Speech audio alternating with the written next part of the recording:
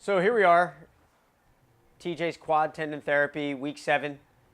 Been doing great. We measured his range of motion last week at 94 degrees. So we're going to begin by kind of getting a sense of where he is today and then move into our therapy.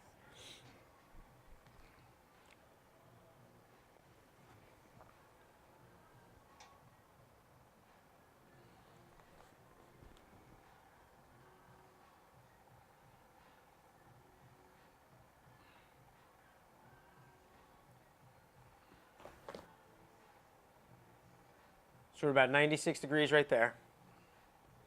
So coming in just shy of 100. 7 weeks out, that's really good. Good.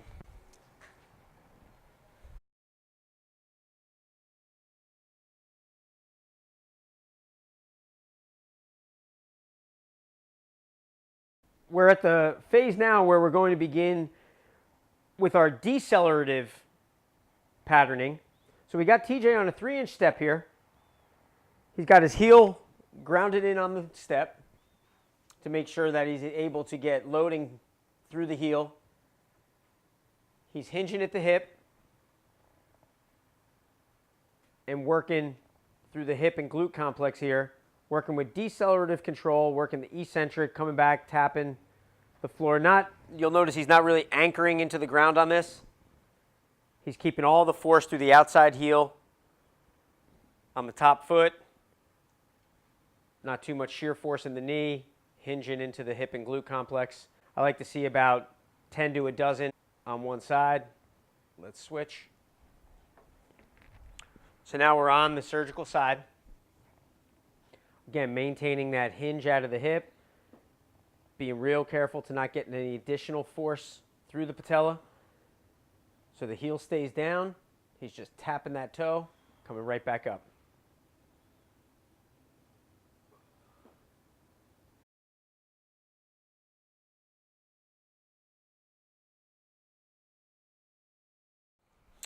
Okay, so we're working now. We got a 16-inch box, and we've got a 3-inch RX pad on top of that.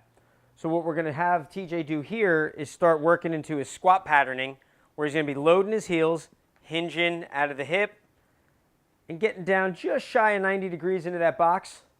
He's going to take a split second at the bottom and then power up. You'll notice he's working his eccentric control through the bottom, pause, and then driving power concentrically through the heels. So we're really looking at a high amount of activation and control through the hip and glute complex, driving through the heel, making power on the way back up, lengthening and passively elongating the quad through the deceleration.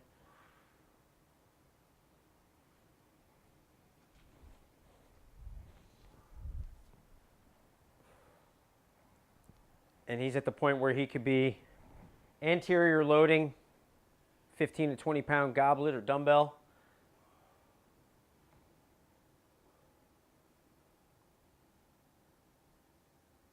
I like to see about 12 to 15 repetitions here, a little higher on the dosage. He squats well anyway. Good squat patterning there, so we want to load that and really start to get a lot of repetition there.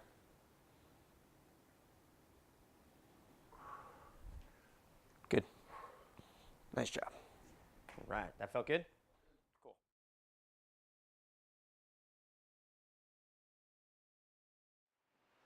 Okay, so it's imperative that as we're working through the quad and starting to get some strength back into the anterior part of the leg, we also got to be very mindful of getting good activation through the lateral as well as into the outside hip, lateral quad. So we're banded here around the knee, and TJ's just going to take it down, maintaining a nice flat spine, keeping the anterior core snug. Got good alignment in his toes. He's not turning out. Take it back down. Here we like to see about 10 to 15 yards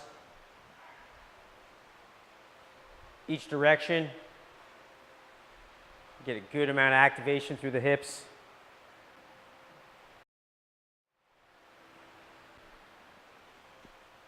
Good. Nice job.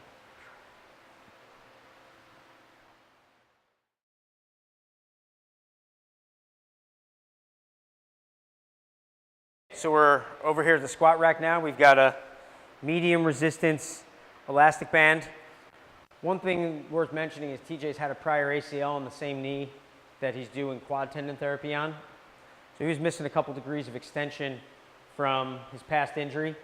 So we're gonna have him working into some terminal knee extension here to get a little bit more. He wants to really get into extending that leg back as far as possible under load. Firing the VMO. So the way I like to set this up is kind of offset a little bit. He's going to turn that rear toe in towards the front heel. Keep about a 30-degree bend on that front knee.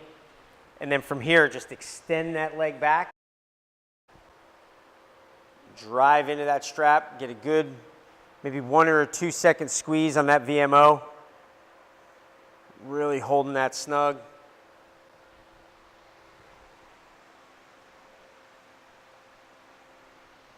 Fix that. Good. So you watch your taller athletes and your taller people to make sure there's not excessive lumbar extension through any of these movements. Trying to really keep the heel grounded on this and just get a little bit of flex in that knee, driving back against the band.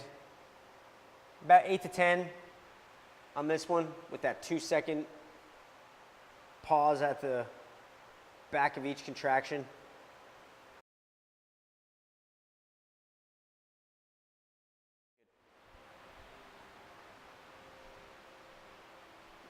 Nice.